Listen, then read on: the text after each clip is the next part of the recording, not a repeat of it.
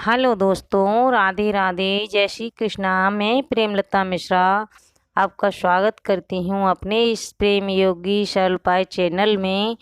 तो आज हम बताएंगे कृष्ण जन्माष्टमी के व्रत के नियम, किन किन बातों का हमें ध्यान रखना चाहिए। तो दोस्तों आइए हम बात करते हैं जन्माष्टमी के व्रत के लिए हमें किन किन बातों का, किन किन नियमों का पालन करना चाहिए। तो नंबर 1, जन्माष्टमी का व्रत एकादशी के बराबर माना जाता है।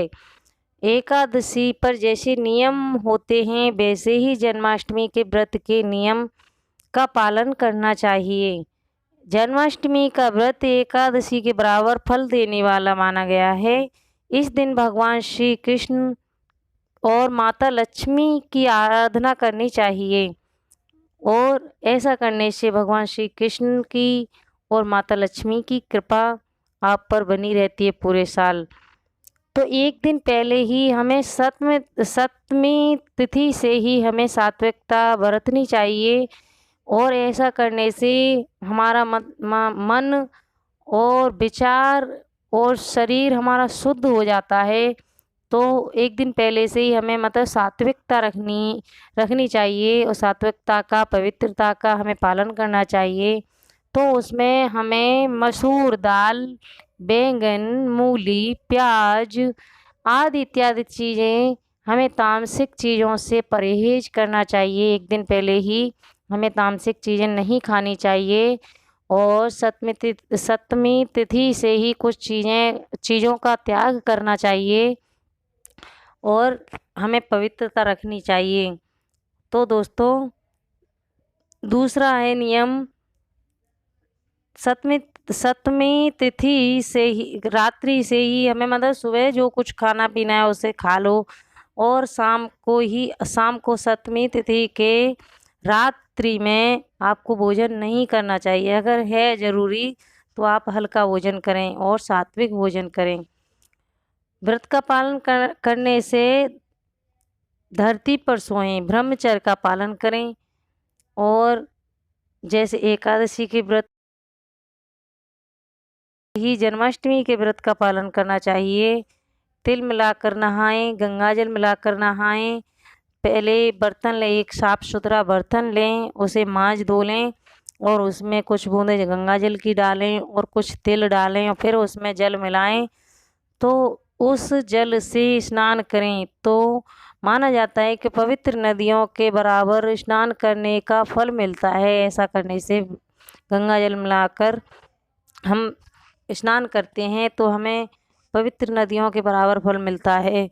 और नहाएं, स्वच्छ कपड़े पहने, स्वच्छ मन रखें, स्वच्छ तन रखें और सबसे पहले सूर्य भगवान को, सूर्य देव को जल अर्पित करें।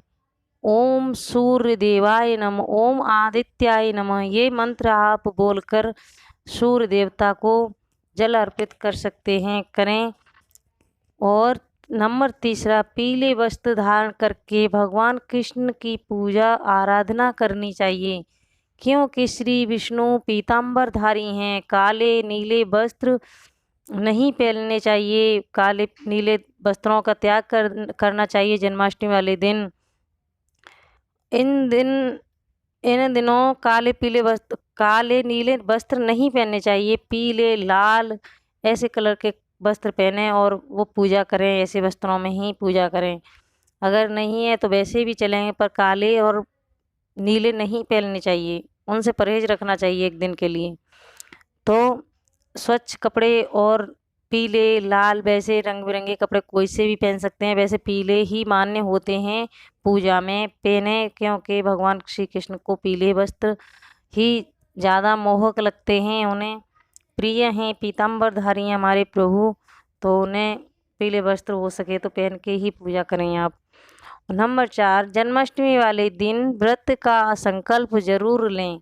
एक हाथ में पानी या पुष्प लेकर संकल्प लें कि मैं पूरी सात्विकता के साथ यह व्रत करूँगा या करूँगी और ना झूठ बोलें, ना चुगली करें, ना ही क्रोध करें, ना ईर्ष्या करें। इससे बचने की पूरी कोशिश करें, इससे व्रत का फल नहीं मिलता है। और इन चीज़ों पर आपने काबू पा लिया तो समझो कि आप पर प्रभु की कृपा हो गई। जन्माष्टमी वाले दिन भगवान श्री कृष्ण का जन्म होने तक भजन कीर्तन करने चाहिए। कुछ नहीं तो चलते फिरते उठते बैठते मंत्र का जाप करना चाहिए। तो मंत्र है मैं जो आपको मंत्र बताने जा रही हूँ वो मंत्र है ओम नमो भगवते वासुदेवाय नमः। ओम नमो भगवते वासुदेवाय नमः। तो आप ये मंत्र को चलते फिरते उठते बैठते आप इस मंत्र को जपते रहें, और नहीं तो अपने घर में भजन कीर्तन करते रहें। पूरे दिन आप व्रत रखते हैं तो पूरे दिन आपको मतलब सात्विकता तो रखनी है, पवित्रता रखनी है, और भगवान में ही अपने मन को लगा के रखना है। अपने मन को यह समझें कि हम प्रभु के लिए ही हैं, आज के लिए ये दिन हमारा प्रभु के लिए है। तो ये करें, आप इस मंत्र को बोलते रहें, कुछ नहीं है तो।